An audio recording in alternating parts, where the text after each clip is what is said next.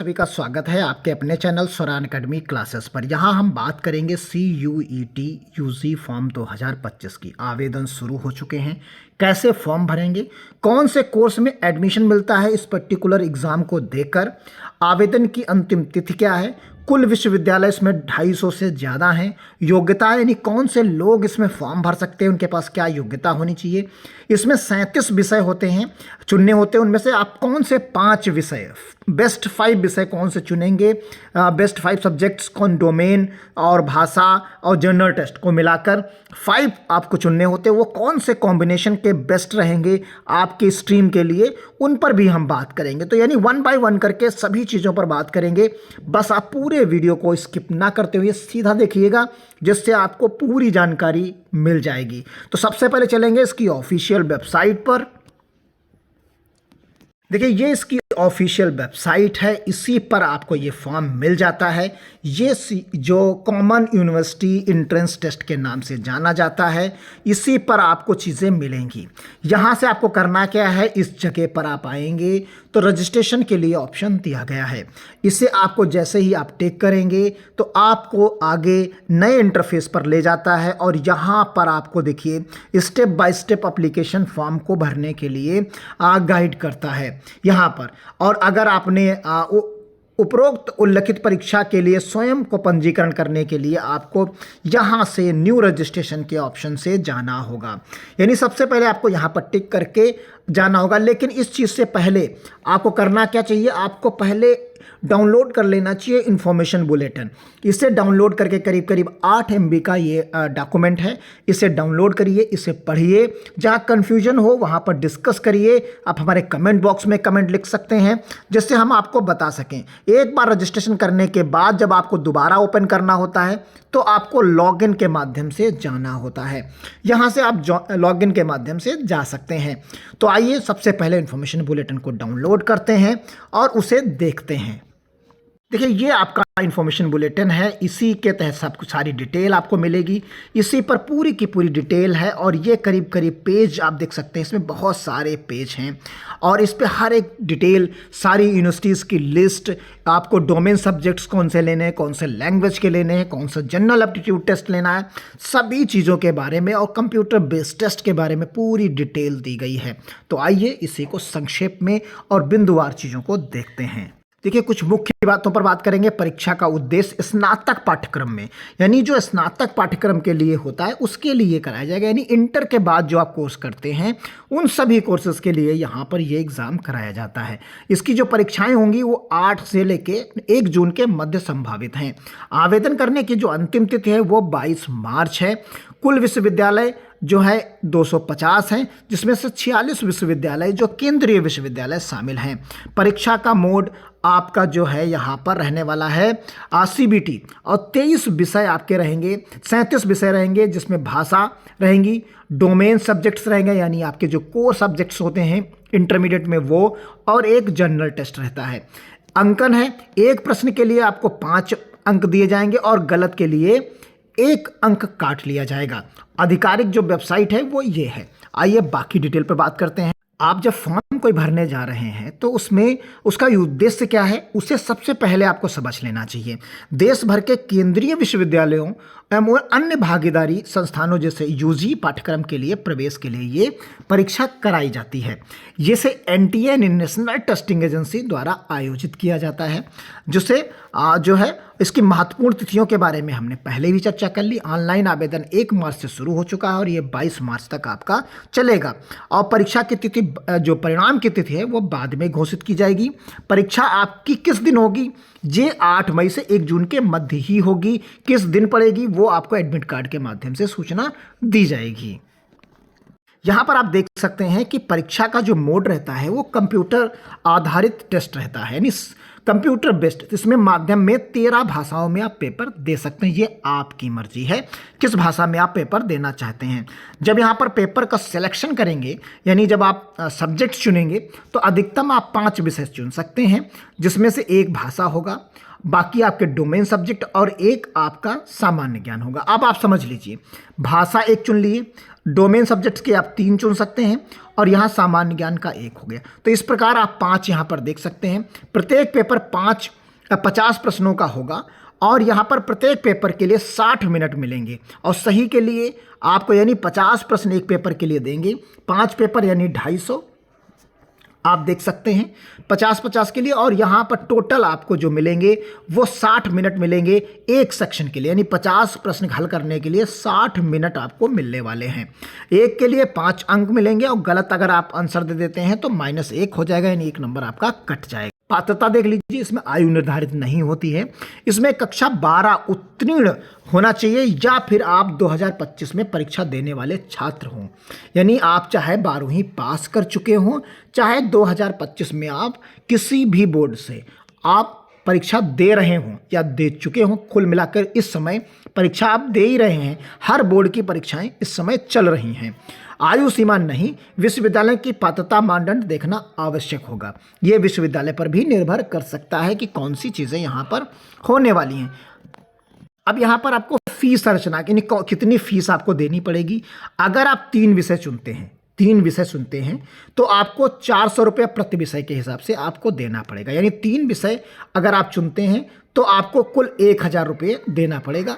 1000 रुपये कम, अगर अतिरिक्त विषय और आप चुन लेते हैं तो आपको जो है यहाँ पर 400 रुपये प्रति विषय चुनना है। मान लीजिए आपने 4 विषय चुन लिए तो आपको देना होगा 1400 रुपये, आपको 1400 रुपये देना होगा। अगर आपने आज जो है चुन लिया 5 सब्जेक्ट चुन लिए तो आपको कितना देना होगा, 1800 रुपये आपको देना होगा। इसी तरीके से नॉन क्रीमी लेयर और EWS के लिए 900 रुपये है, यानी 100 रुपये यहाँ पर कम है और बाकी 375 रुपये आपको प्रति सब्जेक्ट, यानी 25 रुपये प्रति सब्जेक्ट जनरल से कम कर दिया गया है। SC ST हैंडीकैप्ड्स के लिए आप यहाँ पर देख सकते हैं तो ये 800 रुपये यहाँ कर दिया, यानी 200 रुपये कम कर दिया गया और यहाँ 350 रुपये प्रति विषय कर दिया गया है। विदेशी छात्रों के लिए 4500 रुपये का है और 1800 रुपये प्रति विषय के हिसाब से यहाँ पर किया गया। आरक्षण की नीति वही जो एज यूजुअल रहती है। नॉन क्रीमी लेयर जिनकी 8 लाख से, OBC ऐसे कैंडिडेट जिनकी 8 लाख रुपये से कम इनकम है इनवली, वही लोग शामिल होंगे। EWS में भी सेम चीज़ है, यहाँ पर SC ST के लिए अलग अपना आरक्षण है और हैंडीकैप्ड्स के लिए आप सभी लोग जानते हैं। परीक्षा केंद्रों की अगर हम बात करते हैं तो परीक्षा केंद्रों में आप पाएंगे यहाँ पर भारत व विदेश में कई शहरों में आयोजित होती है। उम्मीदवार कुल अपने 4 पसंदीदा शहर चुन सकता है। हर हाल में आपके आसपास ही जिला मिल जाता है, इसमें दूरी आपको बहुत तय नहीं करनी होती है। अब आप कौन से यहाँ पर विषय कोर्स कर सकते हैं तो उन कोर्सेज के आप देख लीजिए। मुख्य विषय के रूप में CUT में विज्ञान संकाय यानी साइंस स्ट्रीम से तो BSc आप बैचलर साइंस कर सकते हैं आप, जिसमें mathematics, physics, chemistry, biology, biotechnology, computer science, environment ये विषय आप चुन सकते हैं। और उसके बाद यहाँ पर कंप्यूटर साइंस, पर्यावरण विज्ञान और कृषि विज्ञान ये सारे विषय आपको यहाँ पर मिल जाते हैं। वहीं पर अगर वाणिज्य से आप यानी BCom करना चाहते हैं तो BBA कर सकते हैं, BBM कर सकते हैं, BFA कर सकते हैं, अर्थशास्त्र से कर सकते हैं। अगर आप कला और मानविकी से यानी आर्ट्स एंड ह्यूमैनिटीज़ से करना चाहते हैं तो BA यानी बैचलर ऑफ आर्ट्स कर सकते हैं, जिसमें विषय आपके पास हिंदी, अंग्रेजी, संस्कृत और अन्य भाषाएँ हो सकती हैं।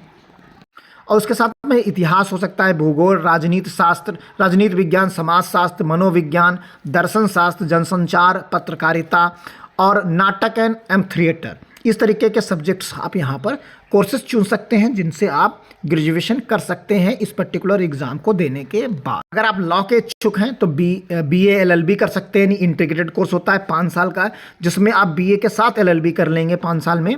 और शिक्षा एवं शिक्षक प्रशिक्षण यानी एजुकेशन एंड टीचिंग कर सकते हैं, B.Ed कर सकते हैं और BLED कर सकते हैं, बैचलर ऑफ एलिमेंट्री एजुकेशन कर सकते हैं। यहाँ पर इंजीनियरिंग एंड प्रौद्योगिकी यानी इंजीनियरिंग एंड टेक्नोलॉजी BTech कर सकते हैं। इसी के आधार पर अगर संभव है उस पर्टिकुलर इंस्टीट्यूट के वजह से। यहाँ होटल मैनेजमेंट और पर्यटन भी शामिल है, BHM यानी बैचलर ऑफ होटल मैनेजमेंट भी इसमें शामिल होता है। अन्य कोर्स में आप देख सकते हैं फैशन डिजाइनिंग है, फाइन आर्ट्स है, मल्टीमीडिया एंड एनिमेशन है। इस तरीके के भी कोर्सेज इसमें शामिल हैं, जिनके तहत आप इंटर के बाद ये सारे कोर्सेज कर सकते हैं एक ही एग्ज़ाम को देकर। अब यहाँ पे यूजी के लिए विषयों की सूची की हम बात कर लेते हैं।